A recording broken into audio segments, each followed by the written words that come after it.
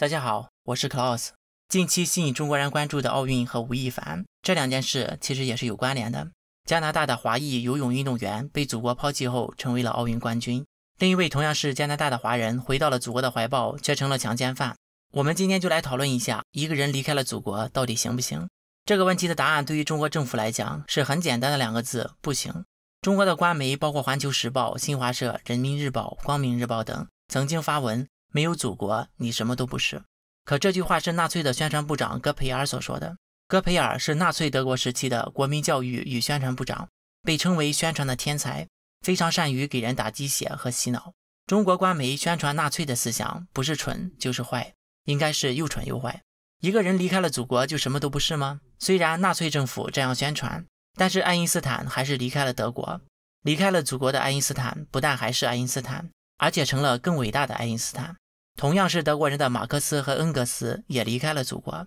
在他们写的共产党宣言里还明确地指出，工人没有祖国，工人是被压迫的阶级，国家是压迫人民的机器。按照共产主义的定义，现在的中国只有以习近平为中心的党中央有祖国，其他人都没有祖国。纳粹离开祖国什么都不是的论调，在中国也有很多类似的广为流传，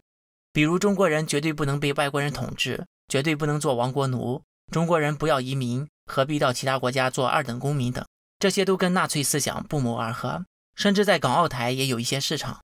最近2年，中共黑手伸向香港，导致大量移民，人口几十年首次出现下降，各国出台政策接受香港移民，但是仍然有一些人拒绝所谓的出去做二等公民，这主要是受中国传统文化和中共宣传的影响。简单来说，这些论调就是在说，先有国家才有人民，有国才有家，先有中国后有中国人，没有中国，中国人只能过猪狗不如的生活。这种明显的谬论我们就不再讨论了。我们借这个话题来看一下离开祖国的华人到底过得好不好，和回到祖国的华侨对比又如何呢？首先来看新加坡，有华人300万，是由离开了中国什么都不是的人建立起来的发达国家，不管是在国民收入、社会福利、平均寿命等等各个方面都是在世界前列。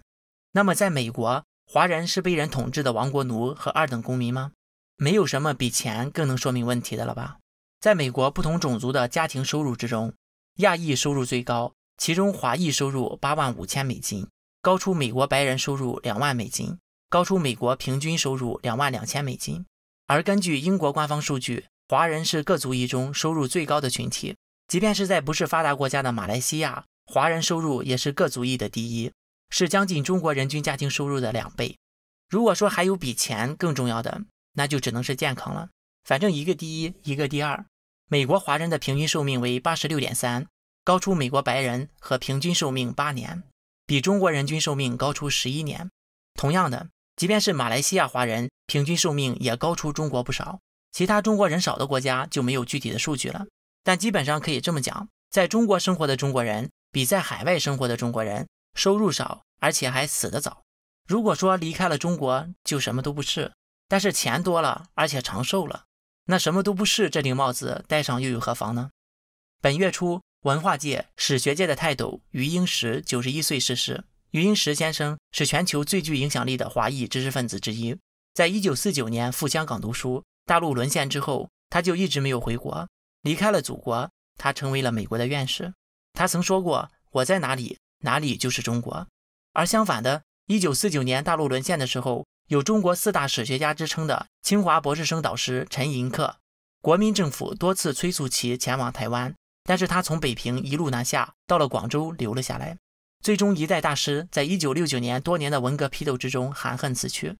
除了留在中国的，还有回到中国的。中共建政之后，大外宣开始号召华人回到所谓的中国人民已经站起来的新中国。大批的海外知识分子、科学家回到了祖国的怀抱，其中就有中国石油之父之称的萧光炎。他生于日本东京，在美国的芝加哥大学获得了化学博士学位。在1951年拒绝了美国移民局的挽留，毅然决定回国参与新中国的建设，最终在1968年一家3口被灭门。同样还有很多归国惨死的众多科学家，比如被誉为中国计算机之父的留美归国博士董铁宝，被誉为中国数量经济学先驱的周华章，还有中国航天结构力学专家程世户。这个列表比较长，一时半会儿念不完。所以不管从当前的数据还是以往的历史来看，离开中国的中国人只会变得更好，而不是什么都不是，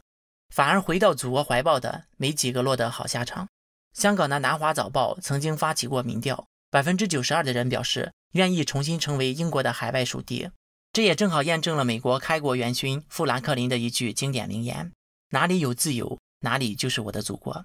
而中国从来就没有过真正的自由，所以一直以来中国人都是往外跑，没有人想往中国跑的。中国的边境从来都只是防止外逃的，以前有下南洋，50、60年代有100万人大逃港。据统计，香港前100位富豪之中有40多位为逃港者，金利来的主席曾宪梓，一传媒的主席黎智英，期货教父刘梦熊，著名作家倪匡，乐坛教父罗文，金牌编剧梁立仁等均为逃港者。还有近几年中国在边境加筑高墙，严惩偷渡者，甚至吊销偷渡人员的户籍。在中国很多东西都要反过来看，中国说没有国家，人民什么都不是，而实际上则是没有人民，国家什么都不是，而国家是中共的国家，所以中共当然不能让人民往外跑。随着国际反中声浪的增长，以后国门一定会越来越紧，但是当墙筑得越高，人民只会越向往自由。相信中国的墙迟早都会像柏林墙一样倒塌。好了，下面进入网友互动环节。上一期节目我们揭露了中国体坛的黑幕，得到了包括五毛在内的很多网友的赞赏。网友 danceboyfly 说，这个视频确实说出了很多黑幕，造谣成分比较少，算是比较良心的反华自媒体。哪天你做点其他国家的黑幕呗。网友似水浮溪说，我把其他反共的都取关了，就留了这一个，就喜欢这种一本正经的胡说八道。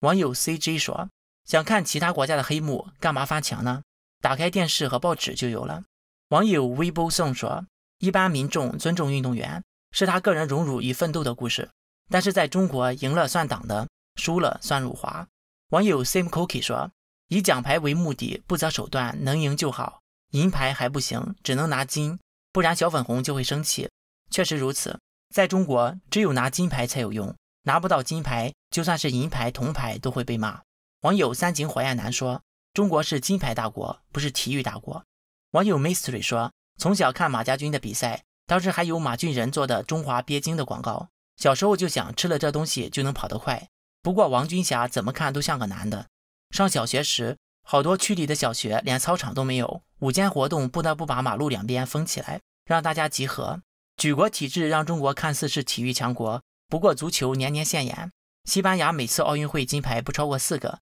但是人人都觉得西班牙强。还有外国人特别纳闷，中国学生为什么都戴眼镜？网友 King775 说，在中国的高中里，听说体育老师常常不是有事就是生病。网友 Angel True 说，我是第一次看到有人在国际大赛中大骂脏话。对，这就是中国的羽球女选手，有够低级。中国运动员都是从小选拔培养的，文化素质会相对较低。